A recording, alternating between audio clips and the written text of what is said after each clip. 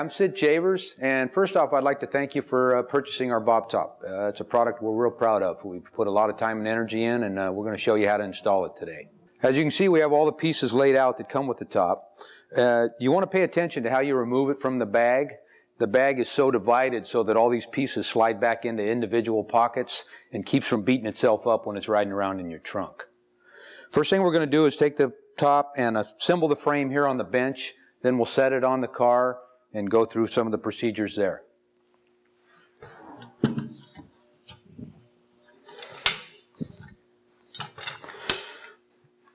I start with putting the little links piece that we call it. Install it up in here with the thumb screw.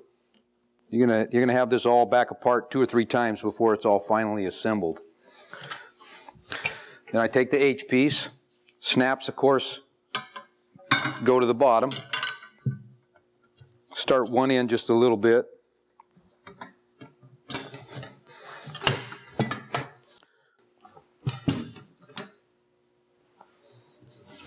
Take the other side, do the same thing.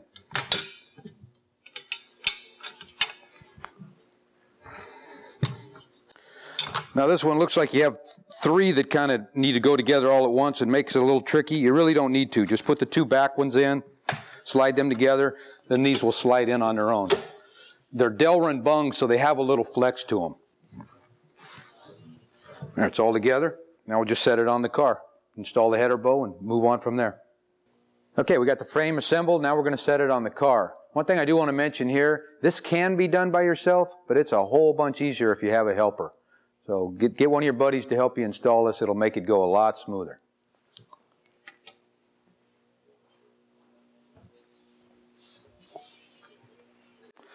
While we're installing this here, I want to mention this little blanket we have set down here. Obviously, you want to protect the car.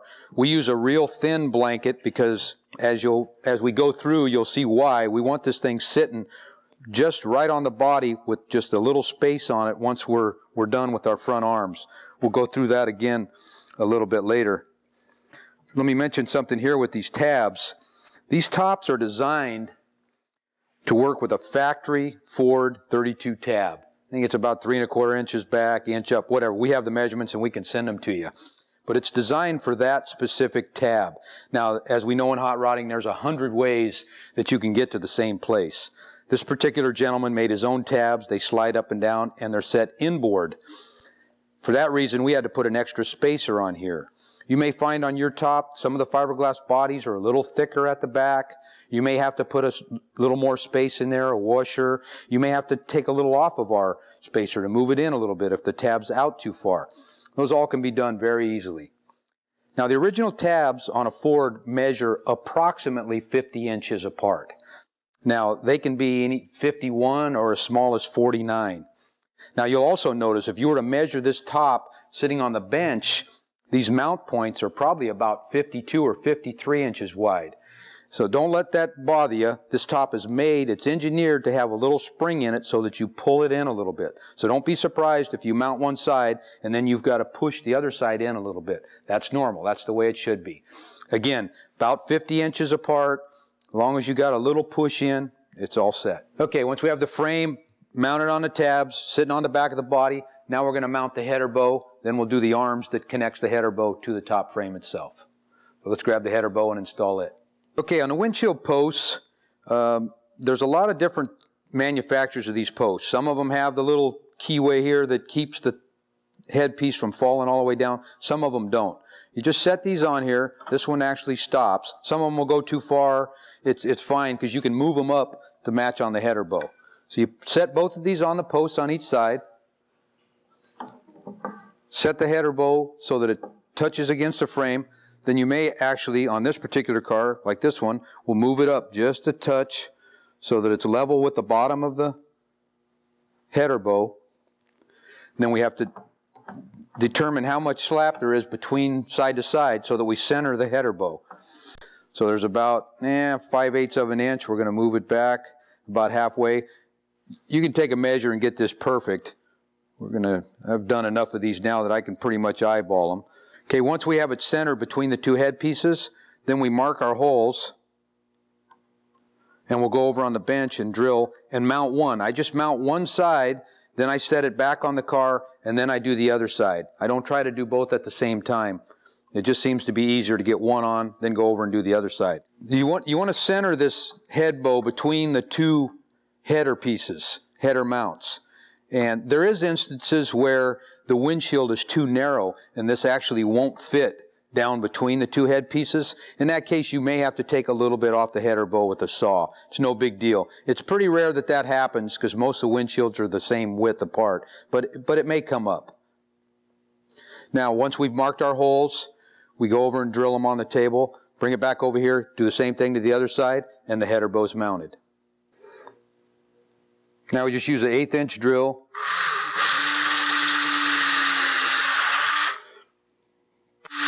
Pre-drill all our holes.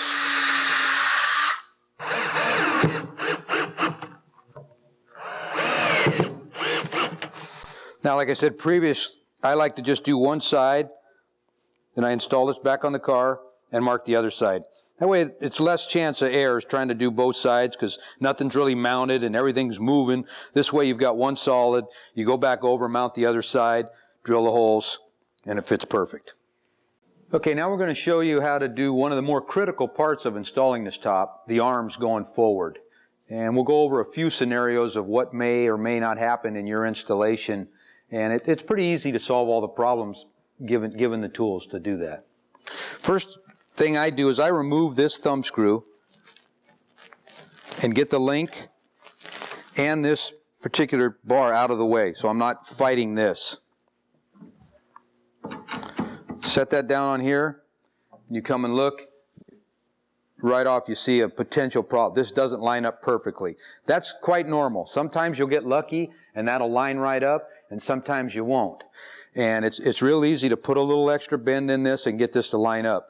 The other thing you want to make sure is that this has just ever so slight amount of tension going back. You want to hold the back of this down against the body. I know everybody wants to put this up so it doesn't rub the paint, and that's not a problem. When we snap the top on and pull this forward, it raises up about 3/8 of an inch. If you were to set this up with about a 3/8 of an inch gap now, as soon as you tighten your top, you'd have a big gap in the back. So we don't want to do that. So we want to set this up so that it has just a little bit of pressure down. And I'll show you that with this arm right here. First thing we need to do is put a little more bend in this arm, and that's pretty easy to do. You just take it over on the floor and bend it.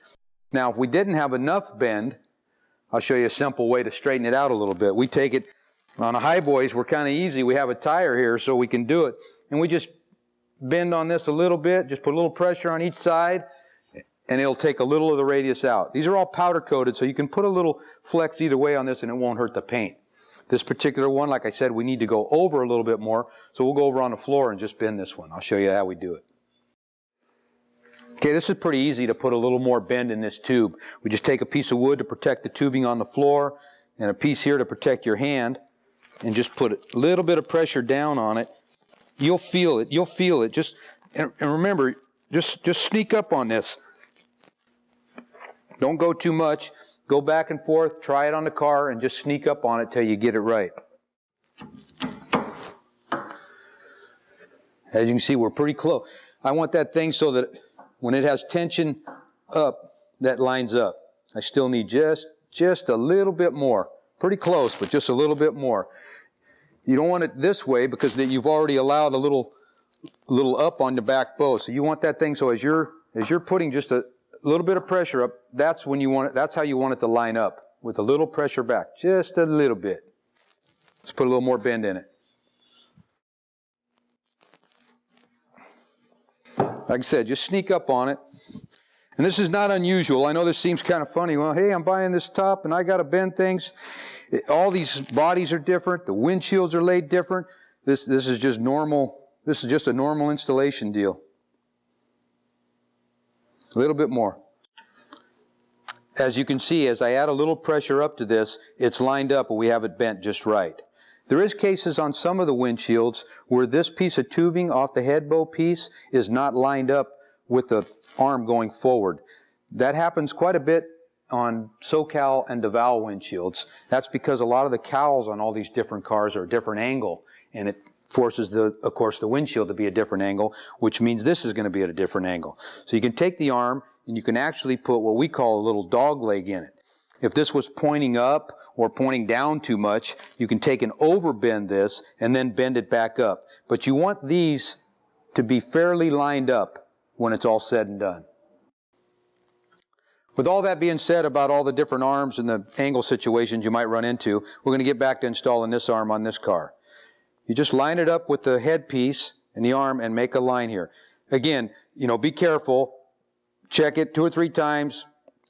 Sometimes I'll cut it a little short and just sneak up on it. So now we've got this mark. We'll go over and cut it. We use a die grinder. Guys have used tubing cutters. There's a lot of ways to cut this.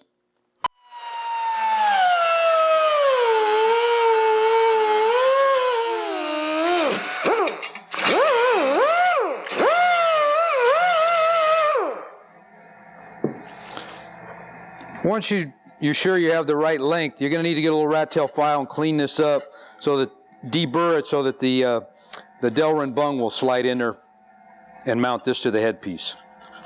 Let's see how we did. As you can see, we got that cut just right. And with our little tension up, it lines up just right. Now, like I said previously, these are Delrin bungs, so they have a little give in them. So if your angle's off a little bit, you just want these as close to parallel as they can. If they're off a little bit, it's not a big problem. Same with the top, if they're off a little bit. It's not a big problem because there's some give in these bungs. So we're going to install this bung in here, raise this up, install it on here, put this all back together on this end, and go over and do the other side. At this point, the frame's installed on the car. I want to go over a couple of things before we move on and install the skin. First off is, like we talked about, the pressure going back. You want this setting right on a thin blanket, and as you see, as we pull pressure on this, what's going to happen when we put the top on, it's going to pull this up off the body, and it'll float above the body and won't touch your paint. The other thing is there's a peak here. This will also disappear when the skin's installed. When you pull the pressure on the skin, this will pull down. So don't let that bother you right now. And a third important thing is putting a detent on the post. These thumb screws are machined to a point. Run them in hard on the post. So this is all set down exactly where you want it. Run them in hard, put a little mark on the post, then come back with a little 1/8" drill and just drill a little detent in that post so that when you tighten this up, it's going into a small detent, and that way there's no way it can come off. A lot of guys even drill a larger hole and go all the way through. That's fine if you want to do it that way, but definitely make sure you at least put a detent on that so this thing cannot come up. Now we'll put the skin on. Now we're going to go over installing the skin. If you're doing a retrofit of one of our new removable curtain tops, you're going to have to change this snap. It's called a pull the dot, and they only go on one direction or come off one direction. And you'll also have to measure down and install 2 snaps in the H-piece. If you've purchased the top that way originally, all this will be done for you. So this is only if you've retrofitting one. And then also if you're installing a top that does not have the removable curtain, just ignore this part, snap it on, and go right to the next part. Okay, we've changed these already. Now we're going to drill down and install these 2 snaps in the H-piece. Okay, just hook your tape on the top of the crown of the tubing, measure down, mark at 1 inch, and drill a hole right in the center of that H-piece at 1 inch down and install the snap.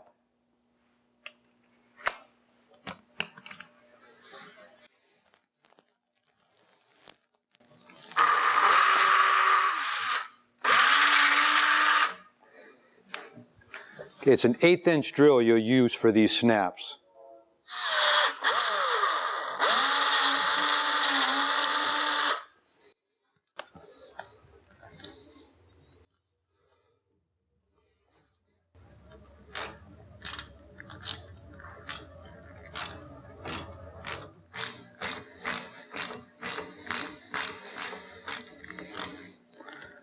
Now install the curtain and then put the skin on. The snap on the end of the curtain is what they call a pull-a-dot. It'll only go on and off one direction. So you have to, it starts from the inside and snaps out, and the same way when you remove it, you'll start from the outside and move in.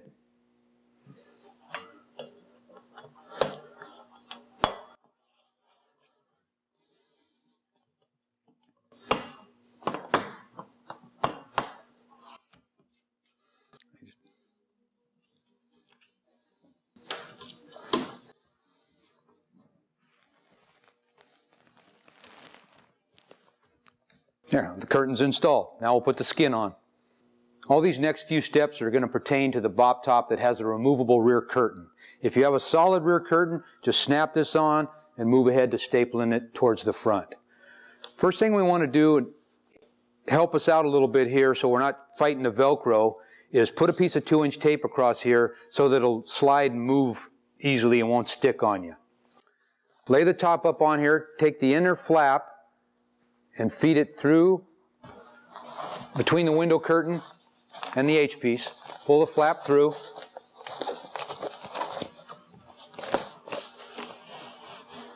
Pull it all the way right there, and you can see where this Velcro and this Velcro are going to come together at some point. But like I was saying with the tape there, now it's not sticking and you're not fighting it. Once you have the flap pulled through, pull the quarters down and snap all the snaps.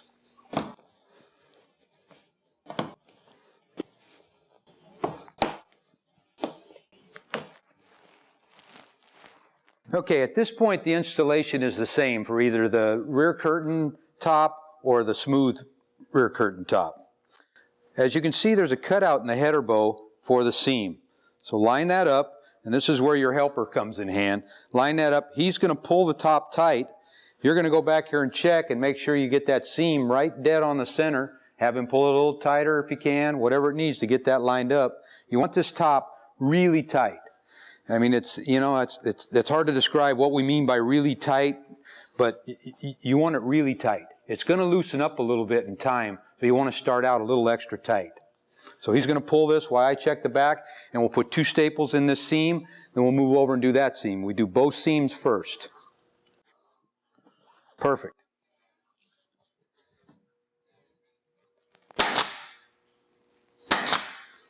Now we'll do the same thing on the other side. What I was back here checking when he was pulling and said, yeah, that's good enough, was I wanted this portion, the seam going forward and the seam over the back, lined up on the center of the bow. Don't worry about this side yet, and don't worry about that side yet. We'll deal with those in a minute. But we wanted to make sure that this portion of the seam is right on the center of the bow. As you see, when you get to this side, it looks like the seam is not quite in the same place as the cutout in the bow. It is. It's made to pull to the side just a little bit. So you're going to pull it tight and a little to the side and pull it tight, and it'll fall right in there. It's made that way so that you're pulling the top a little side to side. Same thing. He's going to pull this here. I'm going to check and make sure we get the seam exactly where we want it, and we'll put 2 staples in here.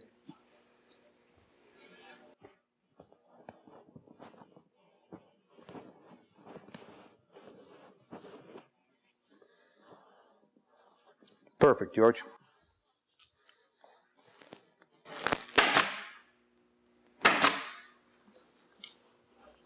Okay, now we'll do the quarters and the sides, finish this off, and then we'll go back and do the center. Okay, we're going to pull this quarter, pull this binding tight. He's going to pull it forward. We're going to find the bow near the back, at the bottom, and we're going to put 2 staples in. Then we're just going to stretch and pull the rest of this and work our way around the round part of the header bow. Get all the wrinkles pulled out. Take your time and pull it right.